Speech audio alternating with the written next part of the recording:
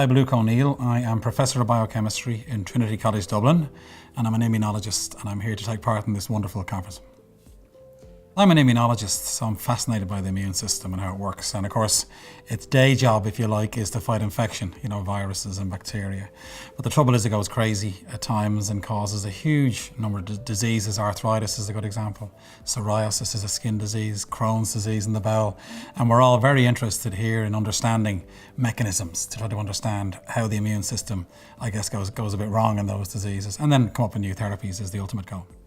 Today is interesting because what's happening is we've brought together, I'm very happy to be a speaker because world experts have gathered at this conference to talk about what you might call frontier areas. In other words, areas that are breaking and really could give rise to new understanding of diseases. And one of them is immunometabolism. And that's my area. So that's all about how the immune system burns fuel. So of course our bodies need glucose, we need fats in our diet, and that's been well known. But now we know the immune system needs fuel.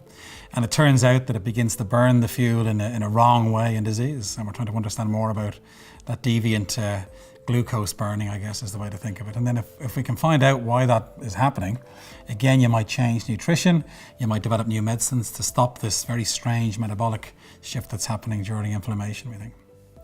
It's great science. We're kind of on the just beginning in a sense. It's two or 3 years ago this began, I suppose, as a part of immunology.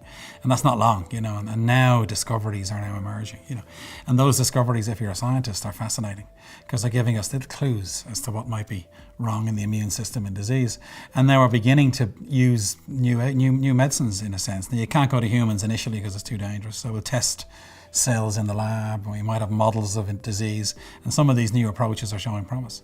So I think it's just the beginning, and that makes it very exciting for the young scientists to get involved, you see, because they can see an opportunity, and they might make a contribution. And there's many unanswered questions now. So we often, as a scientist, you do an experiment, you get an answer, and that gives rise to 5 more questions. So it's never ending. But that's exciting because you can now try to answer those questions. So I think it's a really interesting topic for young scientists to be involved in, and it's very much part of these networks that they're very keen to participate.